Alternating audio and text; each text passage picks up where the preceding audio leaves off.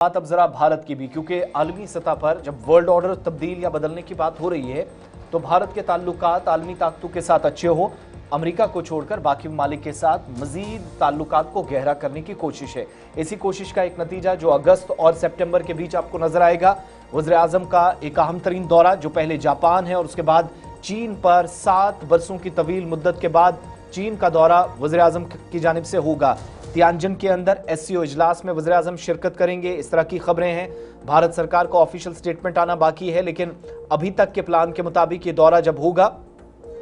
तो Xi Jinping से मुलाकात भी मुतवक्के है और सरहदी तनाज़ात पर जहां भारत और चीन के दरमियान मुज़ाकरात भी काफ़ी वक्त से जारी हैं, लेकिन 7 साल के वक्फे के बाद रवा माह चीन का जब दौरा होगा तो इतलात के मुताबिक शंघाई ताउन तंजीम के सालाना इजलास में वो शिरकत करेंगे। 31 अगस्त से 1 सितंबर तक चीन के शुमाली शहर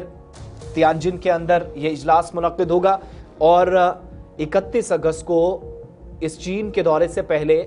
जापान का दौरा करने वाले हैं वज़ीर आज़म नरेंद्र मोदी। और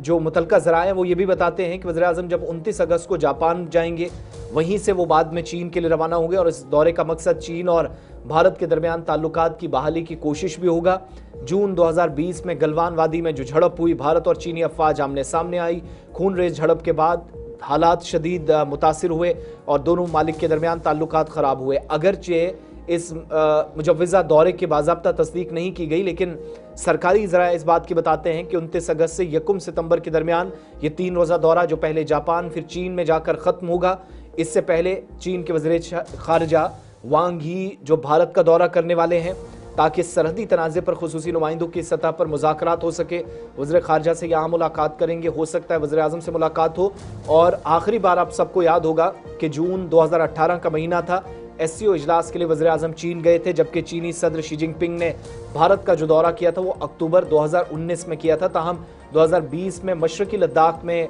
फ़ौजी कशीदगी के बाद दोनों ममालिक के ताल्लुकात कशीदा हो गए थे और मशरक़ी लद्दाख में ये जो 2020 में तनाज़ा शुरू हुआ था, अक्टूबर 2024 में देपसोंग और देमचोक के इलाकों में अफवाज के इनखला के बाद ख़त्म हुआ। इस वक्त भी मुज़ाकरात जारी हैं,